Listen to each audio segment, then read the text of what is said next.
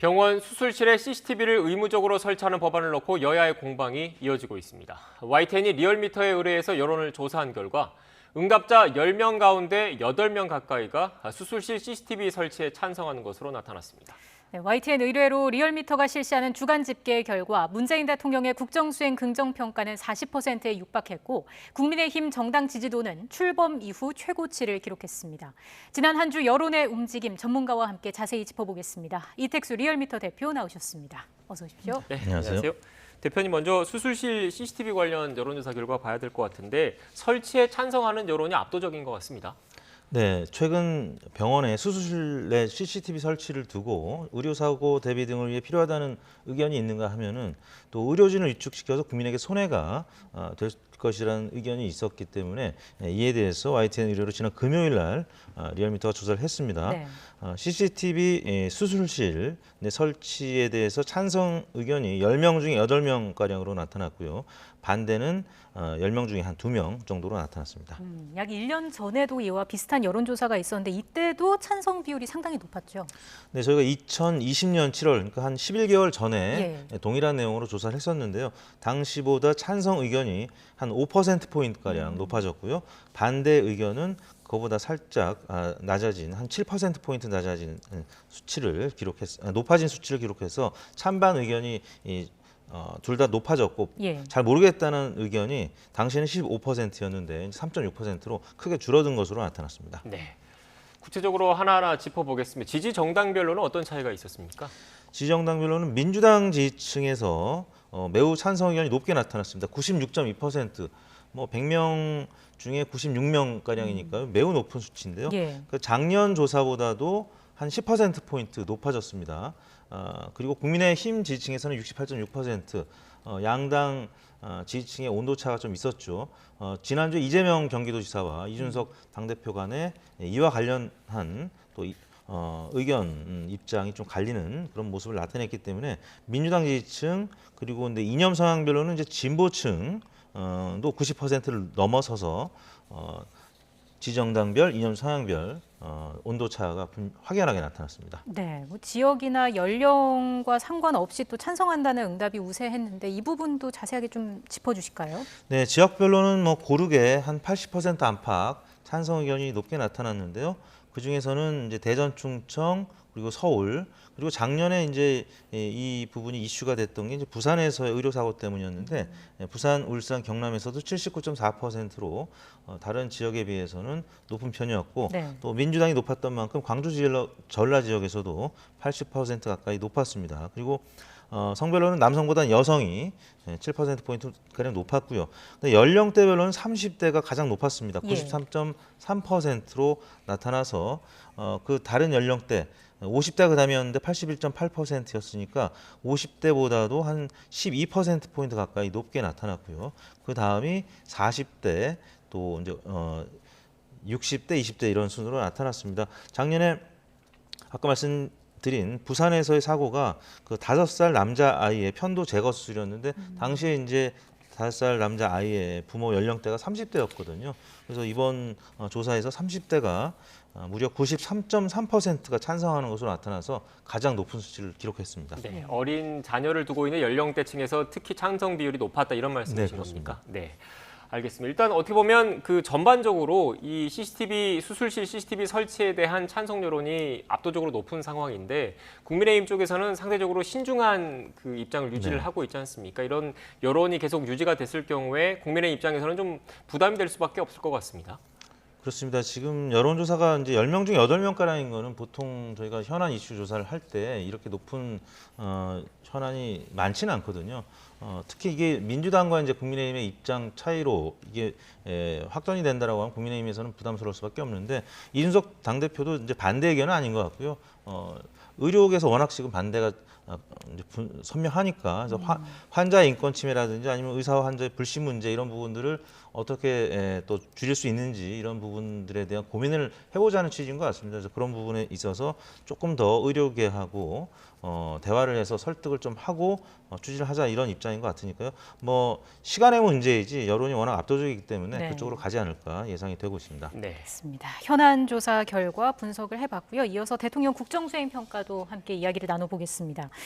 긍정 평가가 40%에 육박하는 것으로 나타났습니다. 지난 한 주의 흐름 짚어주시죠. 네, 4주 연속 30%대 후반을 기록했는데요. 지난주에는 1.1%포인트 상승한 39.6%를 기록했습니다. 네. 리얼미터 기준하면 40%에 오래간만에 육박을 했는데요.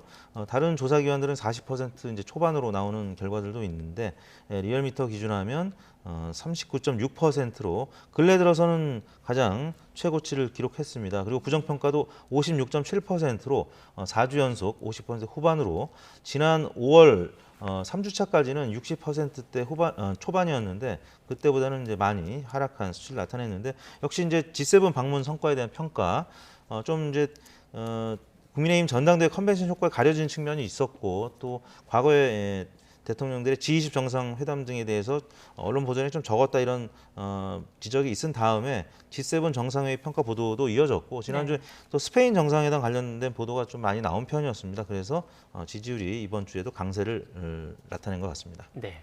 지금 날짜별, 일간별 지지율도 좀 세부적으로 한번 좀 짚어볼까요? 네. 관련된 그래픽이 있는 것 같은데 한번 좀 띄워주십시오. 보시면서 좀 설명을 좀 해주시죠. 네, 문재인 대통령이 지난주에 이제 오스트리아 방문 이후에 수요일 날은 스페인 방문 정상회담을 했고요. 그때 38.9%까지 올랐다가 목요일 날 그리고 금요일 날 41%로 40%를 상회하는 강세를 나타냈습니다. 아시다시피 스페인 그 상원 도서관에서 조선 왕국 전도를 관람을 했고 거기에서 독도는 우리 땅 표기 이것도 스페인 정상과 같이 관람했다는 점에서 큰 반향이 있었고 보도도 많이 있었죠. 그리고 금요일 날 유럽 순방을 마치고 귀국하면서 G7 정상회담 전반에 대한 긍정적인 평가도 있었고 또 일본 외신을 통해서 일본 스가 총리와는 좀 대비되는 그런 의전의 모습들 등이 보도가 돼서 지난주 후반에는 40%를 넘는 그런 강세를 나타냈습니다. 네. 네. 자, 이어서 정당 지지도도 짚어보겠습니다. 앞서 저희가 말씀드렸습니다만 국민의힘 지지율이 리얼미터 집계 기준으로 출범 이후 최고치를 기록한 거죠. 네, 기존 최고치가 4월 첫째 주, 그러니까 4.7 재보궐선거가 있었던 주간이었는데 네. 그때 39.4였는데 예. 39.7%를 기록했으니까 출범 이후 최고치를 경신했습니다. 이준석 돌풍이 이준석 현상이 계속 이어지고 있었던 지난 한 주간이었고요. 0.6%포인트 올랐고 더불어민주당도 0.2%포인트 상승한 수치를 나타냈습니다. 그리고 국민의당이 6.7로 횡보, 열린민주당이 5.7% 순이었고요. 무당층은 11.6%로 0.9%포인트 하락한 수치를 나타냈는데 일간으로 보면은 지난주에는 송영길 민주당 대표의 국회 교섭단체 연설이 수요일 날 있었고요. 예. 또 목요일 날은 김기현 원내대표의 교섭단체 대표 연설이 있었습니다. 그래서 수요일 이후에는 민주당도 지지율이 30.7%, 3.3%로 목요일, 금요일 강세를 나타냈고요. 반면에 국민의힘은 컨벤션 효과를 수요일까지는 지속을 했는데 목요일, 금요일 다름이 아니라 이제 윤석열 전 총장이 국민의힘에 입당하느냐 마느냐 이런 논란.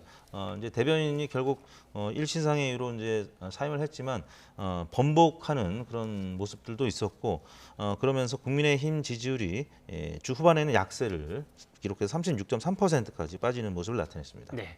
대표님, 지난번에도 제가 비슷한 질문을 드린 적이 있는 것 같은데 이 당청 간의 지지율을 놓고 봤을 때 현재 그 대통령의 지지율이 민주당의 지지율보다 높지 않습니까? 이랬을 경우에 전국에 어떤 영향을 준다고 볼 수 있겠습니까? 일단 뭐 레임덕이라는 이제 얘기는 최근 들어서는 많이 보이지 않죠. 그런 의미가 문재인 대통령 지지율이 40% 육박하고 민주당 지지율은 조사기관마다 좀 다르긴 합니다만 국민의힘에도 조금 밀리는 그런 결과들이 지금 나오고 있기 때문에 물론 이제 송영길 대표가 이제 취임을 하고 다음 이제 경선을 준비하고 있습니다만 경선 연기론 때문에 계속 갈등이 지속이 되고 있습니다. 그러다 네. 보니까 문재인 대통령 지지율이 민주당, 여당 지지율을 좀 견인하고 있고 그런 차원에서는 레임덕 이야기가 속 들어왔고요. 전국 주도권을 문재인 대통령이 특히 이제 G7 정상회담 그리고 이제 스페인 정상회담의 성과를 갖고 이제 앞으로는 또 북미 관계라든지 또 남북 관계에 있어서 여러 기대할 만한 요인들이 또 나오지 않을까 이런 소식들도 전해지고 있기 때문에 당분간은 문재인 대통령이 좀 지지율이 40% 안팎 수치를 기록할 텐데 이맘때쯤에 과거 대통령 지지율을 보면 가장 높았던 대통령이 김대중 대통령이었는데 한 30% 초중반이었고요. 다른 대통령 분들은 대부분 한 20%대 또 낮은 분들은 10%대까지 있었기 때문에 뭐 이 정도면 문재인 대통령 지지율이 40% 선이면 높은 편이고 미국도 40% 이상의 국정수행 긍정평가를 갖게 될 경우에는 본인의 이제 선거에 있어서 재선의 가능성이 높아지는데 정권 재창출의 기회는 여전히 있다라고 봐야 되겠죠. 얼마 전까지 윤석열 전 총장의 지지율이 압도적으로 높았었기 때문에 그리고 4.7 재보궐선거에 의해 민주당 지지율이 좀 낮았었기 때문에 정권 재창출이 이러다가는 어려운 것이 아닌가라고 했었는데 다시 한번 좀 팽팽한 그러니까 기울어진 운동장이 아니라 좀 팽팽한 수준으로 좀 문재인 대통령 지지율이 여당 지지율을 견인하고 있다 이렇게 봐야 될 것 같습니다. 예. 또 각종 현안이 각 당의 지지율에는 어떤 영향을 미치는지도 한번 짚어보겠습니다. 네. 일단 민주당에서 경선 일정을 놓고 당내 갈등이 계속 이어지고 있는 상황인데 이 이슈가 장기화한다면 어떤 영향이 있겠습니까? 장기화된다면 좋지 않겠죠. 근데 이제 단기적으로는 민주당이 사실 최근 들어서 국민의힘보다는 지지율이 좀 밀리고 있는 상황이었었고 보수 쪽은 윤석열 전 총장의 지지율이 뭐 국민의힘 지지율조차도 견인하고 이런 상황이었었는데 그런 차원에서 민주당이 좀 보이지 않았었죠. 그런데 후보들 간의 갈등 때문에 경선 연기냐 또 새로운 인물이 또 이제 등장하고 있는 부분들도 있고요. 그래서 조금 민주당 지지율도 회복하는 양상인데 이게 만약에 더 길어진다라고 하면 또 송영길 대표 체제에 위기가 된다라고 하면 민주당 입장에서는 지지율 상승할 수 있는 그런 여지가 이제 크지 않다라는 점에서 어느 정도 기간 내에 송영길 대표 체제하에서 빨리 결단이 내려져야 되지 않을까 싶습니다. 네. 다른 주제에 관련된 이야기도 해볼게요. 네. 최근 민주당에서 종합부동산세와 양도소득세 완화 방침을 당론으로 확정을 했습니다. 물론 정부 그리고 청와대와의 추가적인 논의가 필요할 것 같긴 한데 이 사안에 대해서는 그 여론이 어떤 영향을 미치겠습니까? 국민의힘 지지층에서는 뭐 크게 이제 비판적인 입장이기 때문에 도움은 되지 않을 것 같고 문제는 민주당 지지층에서 이제 어느 정도 좀 환호하고 지지를 보낼 것이냐인데 당장은 이제 뭐 신동근 의원이라든지 아니면 박용진 의원 등이 좀 비판적인 입장을 피력을 했기 때문에 민주당 지지층에서도 크게 반색할 만한 이슈는 아닌 것 같습니다. 그래서 이 부분은 당내 그 입장도 빨리 이제 조율해서 하나된 목소리가 이제 나와야 될 것 같고요. 조금 시간이 걸릴 수밖에 없는 사안이 아닌가. 왜냐하면 아직까지는 긍정적인 보도보다는 부정적인 보도가 조금 더 많았던 것 같습니다. 그래서 민주당 지지율을 좀 올릴 수 있는 요인으로는 작용하기 좀 어렵지 않나 이런 생각이 듭니다. 네, 대표님께서는 이게 민주당 지지율을 올리는 데는 좀 어렵지 않나라고 평가를 해주셨는데 네. 이 종부세와 양도소득세 관련해서 민주당 내에서도 의원들 간의 그 의견차가 심해서 결국은 의원들 투표를 통해서 정한 거지 않습니까? 그 이유 가운데 하나로 알려진 게 중도층으로의 외연 확장, 중도층 표를 얻어오겠다라는 그 이유가 이번 당론 확정에까지 그 영향을 미친 것으로 나오고 있는데 이 중도층 확장에도 도움이 되기가 좀 쉽지 않다 이렇게 보신다는 말씀이십니까? 단기적으로는 지지율 하락을 막는 요인으로는 작용할 수 있을 것 같은데 상승 요인으로까지 갈 수 있을지 이 부분은 당내 입장이 빨리 조율이 되어야 할 것 같고요. 또 이후에 나오는 여러 혼선들 2%이기 때문에 이게 이제 쉽게 국민들 입장에서는 와닿지 않는 부분 뭐 이런 부분들에 대한 가이드라인을 당청에서 빨리 내세워서 국민들을 좀 설득하고 설명하는 그런 작업들이 필요하지 않을까 싶습니다. 그러니까 말씀을 좀 들어보면 민주당과 국민의힘 같은 고정 지지층은 그 변동이 크게 변동이 없는 상황에서 이 중도층, 무당층의 그 지지율을 민주당이 가져와야 되는데 그게 얼마만큼 바로 효과를 낼지는 좀 지켜봐야 된다 이런 말씀이십니까? 그렇습니다. 이제 긍정적인 보도들이 더 많이 있어야 된다는 거죠. 근데 아직까지는 주 후반에 이게 발표가 됐는데 부정적인 보도가 조금 더 많았던 건 사실이거든요. 그래서 긍정적인 요인의 뭐 설명 설득 작업들이 당 그리고 정에서 좀 추가적인 노력이 좀 필요하지 않을까 이런 생각이 듭니다. 네. 추미애 전 장관의 대선 출마 선언 이후도 궁금합니다. 오늘 수요일에 대선 출마를 선언할 예정인데 그래서 향후 정당 지지율에는 어떤 변화가 좀 있을까요? 일단 추미애 장관이 대선 출마를 이제 하겠다고 이제 예정이 돼 있는데요. 추미애 전 장관의 지지율도 많이 상승했습니다.